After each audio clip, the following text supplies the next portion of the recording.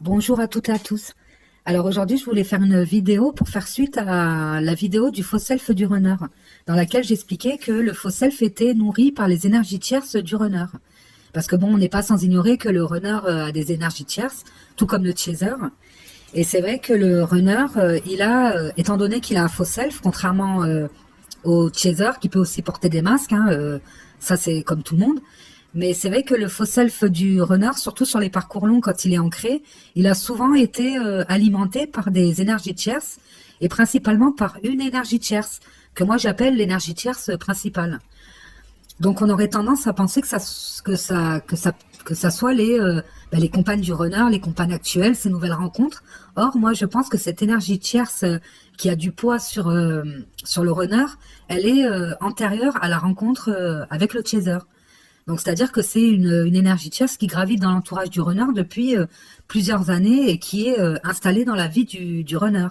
Donc, ça peut être une ex-compagne, la mère des enfants si le runner est divorcé, ça peut être un parent, ça peut être un frère, une sœur, un oncle, un ami très proche, une amie très proche. Mais en tout cas, c'est quelqu'un qui a connaissance de l'existence du faux self, qu'il a très bien visualisé, même si elle ne met pas un terme de faux self, même si elle ne connaît pas ce terme, mais en tout cas, elle sait très bien que le runner porte des masques, n'est pas naturel, voire même, parce qu'elle a déjà vu en action, et voire même, elle peut appuyer, maintenir ce faux self chez notre runner. Alors vous me direz, quel intérêt de faire ça? Quel intérêt pour elle que le faux self existe? Pour que le runner ne rayonne pas, quoi. Le runner ne puisse pas prendre sa place. Parce qu'en général, cette personne, c'est soit elle va se victimiser auprès du runner, donc le faire culpabiliser, parce qu'en général, l'énergie tierce principale, elle maintient un peu le runner dans sa culpabilité, dans le fait que le runner ne se sente pas assez bien, ne se sente jamais à la hauteur. Donc elle va maintenir le runner dans cette position. Et en général, cette personne, elle a une position plus haute que le runner. Je parle pas de milieu, de réussite sociale, mais je parle plutôt d'estime et de réputation. C'est-à-dire que cette personne, par exemple, si c'est un frère ou une sœur, ça va être le préféré de la famille, le chouchou.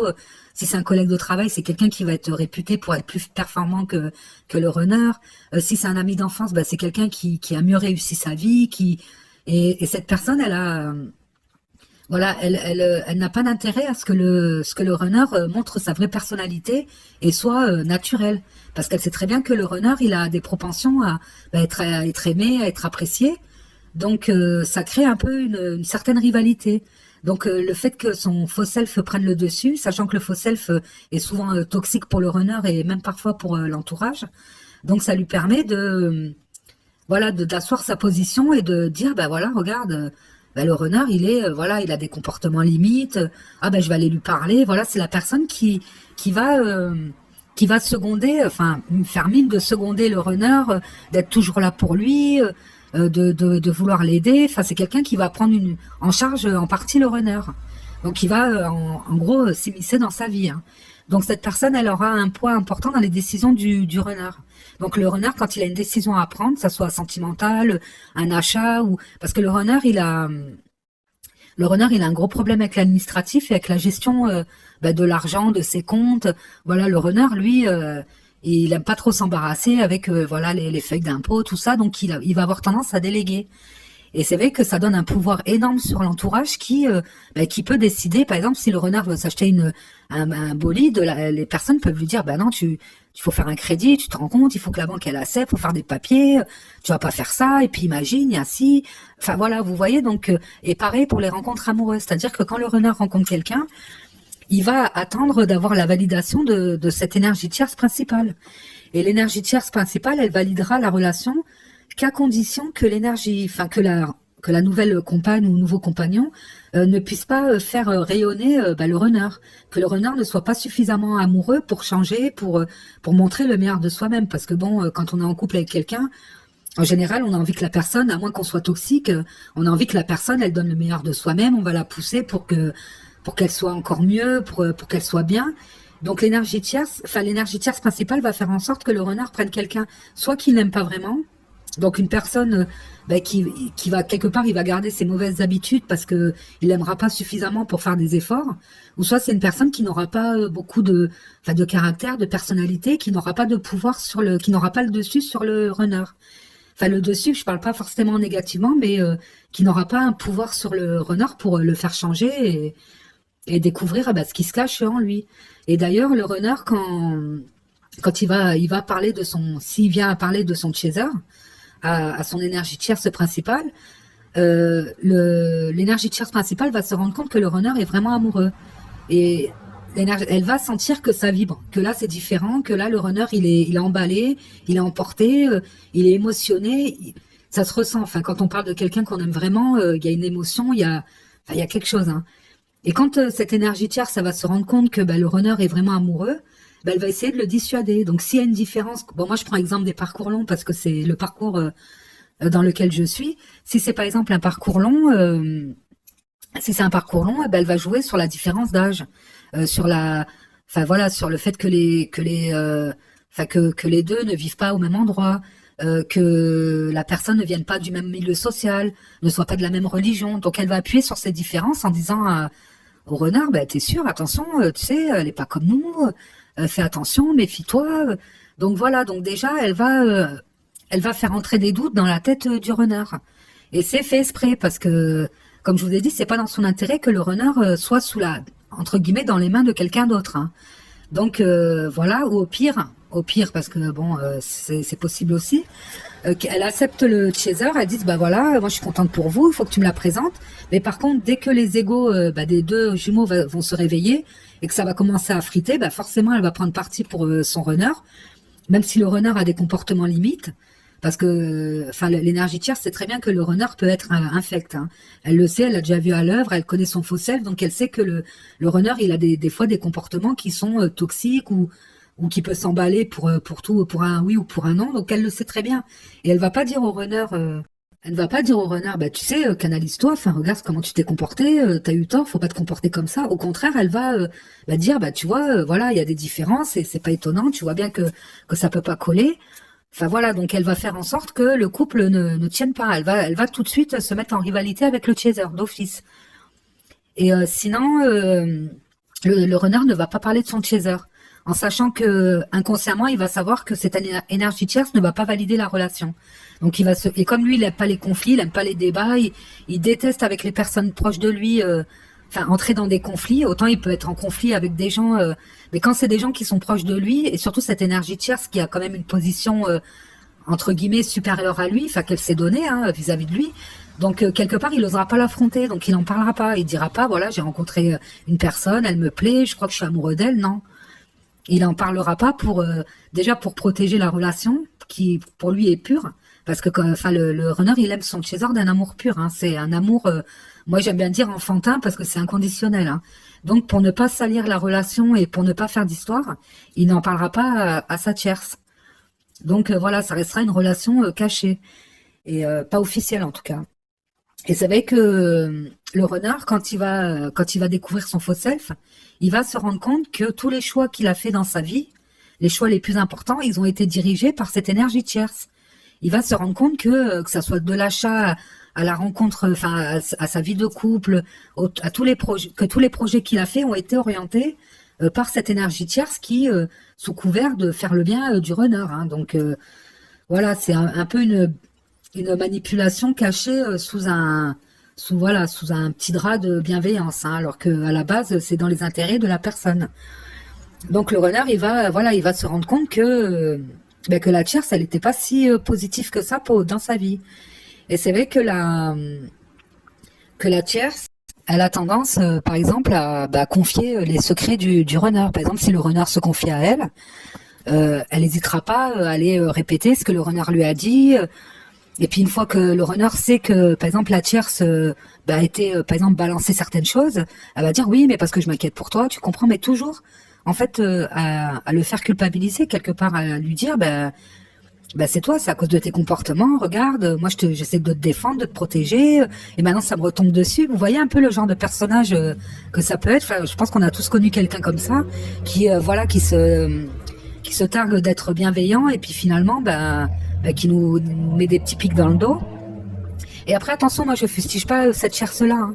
Et je dis pas qu'elle n'aime pas le runner ou qu'elle fait ça pour lui nuire c'est juste qu'elle ne veut pas perdre sa place. Elle veut garder sa place auprès du runner et voilà, elle veut garder le dessus sur le runner. C'est juste de l'ego, hein. C'est pas de la méchanceté, c'est juste voilà une envie de toujours garder sa position. C'est tout, de privilégier. Hein.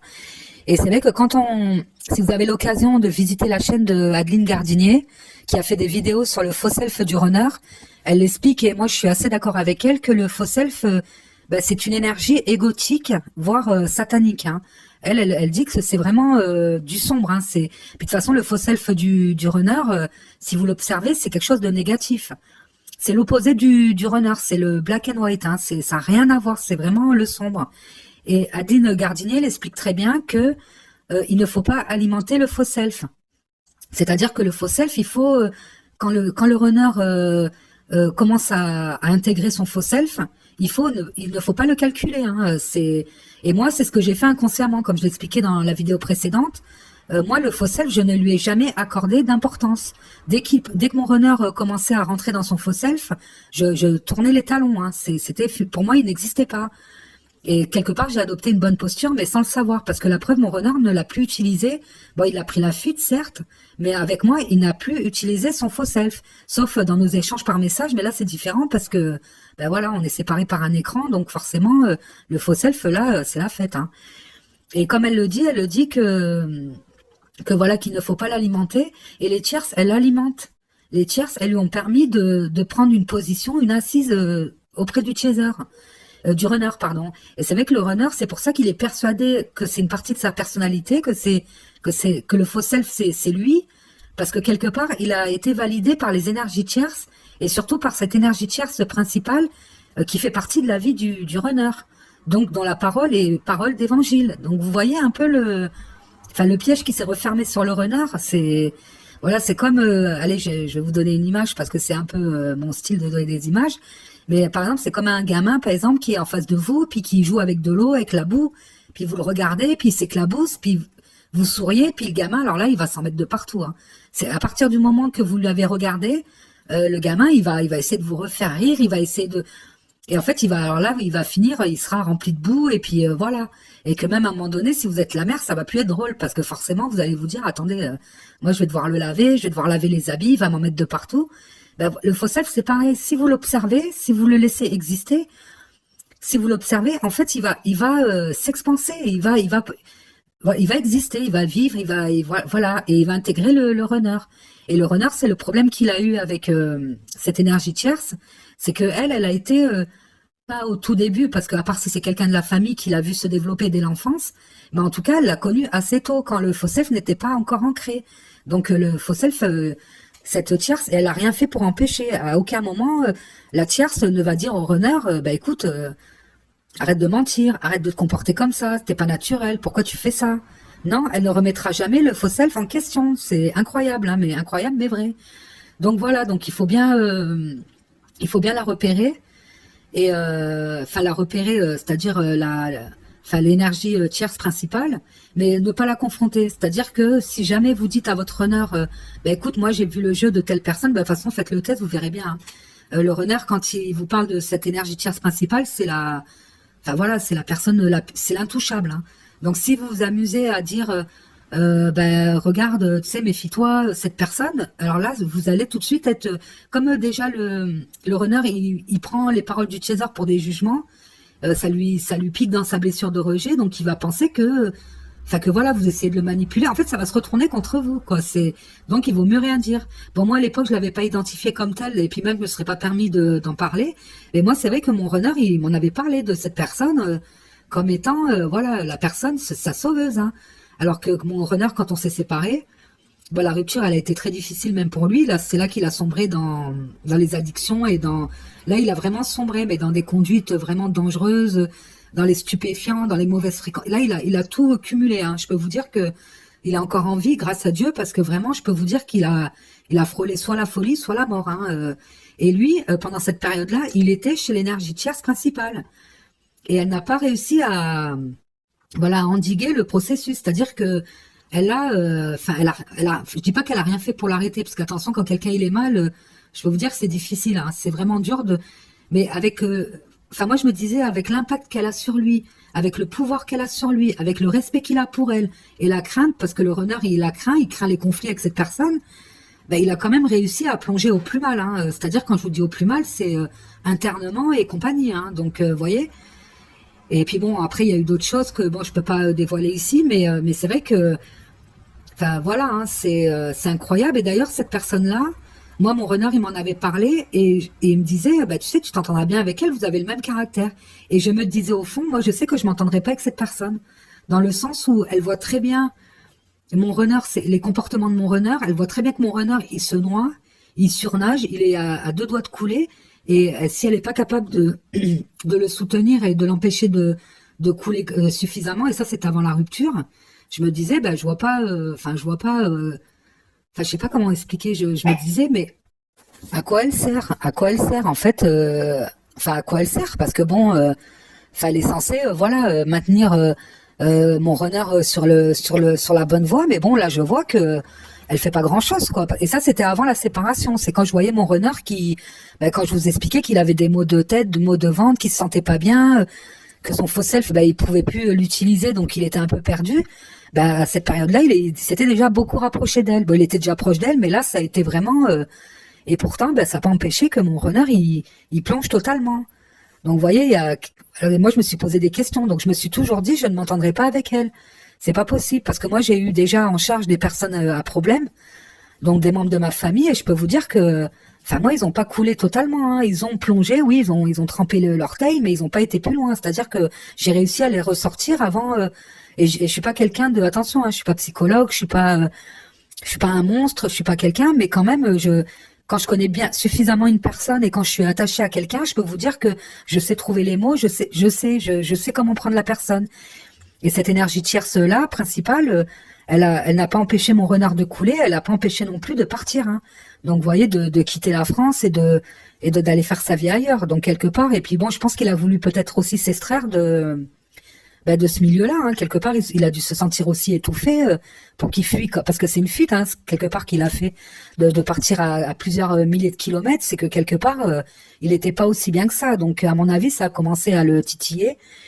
Mais le souci, c'est que maintenant, il est retourné vers cette tierce principale, et à nouveau, bah, elle le contrôle dans sa vie. C'est moi voilà, le peu que j'ai parlé avec lui, elle est encore en train de l'aiguiller dans ses choix de partenaire, dans ses choix de vie, dans ses choix, et c'est pas forcément, bah déjà, choix de partenaire, elle a très mal choisi, et parce que là, elle lui a carrément présenté quelqu'un, hein. Là, elle lui a carrément mis quelqu'un dans les pattes, hein. Et je peux vous dire que cette personne-là, elle va pas faire long feu, hein. C'est malheureux pour elle, mais à partir du moment qu'elle a été validée par cette énergie tierce principale, je peux vous dire que cette personne-là, elle est déjà en danger. C'est pas bon signe, hein. Parce que moi, je me dis que si elle a été validée, c'est que c'est une personne qui tiendra pas la route, hein. C'est malheureux, mais c'est ce qui s'est produit parce que mon runner, il a eu des relations avant elle et ça n'a pas fonctionné. Et pourtant, ces personnes-là, elles étaient très proches de l'énergie tierce principale, avec des copines, à passer des soirées ensemble. Parce que bon, merci les réseaux sociaux, hein, il y a des gens qui aiment bien s'afficher et ça a mal terminé. Donc voilà, moi ce que je conseille voilà au chaser, je sais pas si je l'ai dit parce que je me perds un peu. Voilà, c'est de ne pas la confronter, voilà, ne pas essayer de la confronter, de la laisser faire parce que tant que le runner ne s'éveille pas, tant que le runner ne met pas à jour son faux self, il ne pourra pas démasquer l'énergie tierce principale, hein. Donc, vu que les deux sont liés, quand il aura démasqué son faux self, à ce moment-là, oui, il se rendra compte que tous les choix qu'il a fait étaient orientés, que voilà, c'était dans le but de servir quelqu'un, dans les intérêts de quelqu'un.